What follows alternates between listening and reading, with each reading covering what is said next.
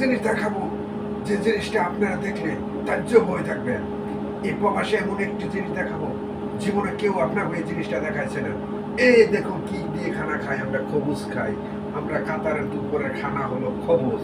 এই জিনিসটি আপনাকে বলবো এবং আপনাকে দেখাবোর জন্য আমি এই আকর্ষণটা আপনাকে কাছ থেকে নিয়েছি, যেন আপনারা প্রবাসে যারাই আসবেন, এই প্রবাসে যারাই আসবেন খুব হিসাব করে প্রবাস আসবেন। প্রবাসের কষ্ট যেই পরিমাণ, এই পরিমাণ দেশে যদি কষ্ট করেন আলহামদুলিল্লাহ দেশে একটু বেশি টাকা কামাইতে পারবেন। এই দেখেন খবুজ, দুপুরের খানা হলো খবুজ, এই রুটি, বাংলার রুটি বলে, এটা যে আমাদের খানা। এই খানা আমি খাইতেছি আজকে। দেখেন এটা আমাদের পানির গ্যালাস, এটা হলো গ্যালাস, মানে এটি দিতে দেখাই দিয়েছে। এই যে পলিথিন, এই যে পলিথিন আমাদের বাসন। এই কথাটাই বলার জন্য আপনার কাছ থেকে আমি সময় নিয়েছি। আপনারা যদি খুশি হাসি থাকেন, আমিও খুশি, আমিও হাসি। যাক আলহামদুলিল্লাহ, আলহামদুলিল্লাহ।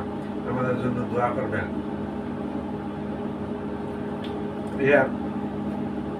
আপনারা বলবেন কি দেখাইতেছি। এই শুক্রবারে খাসির মাংস পাকাইছিলাম, ওই হেডে দিয়ে খাইতেছি এখন পর্যন্ত। যাক আলহামদুলিল্লাহ, আপনারা ভালো থাকবেন, সুস্থ থাকবেন, আমিও ভালো থাকি, সুস্থ থাকবো। এবং ভাই, বিদেশটা এমন একটি জিনিস, যারা বিদেশে আসে তারা এই বিদেশের মর্মটা বোঝে।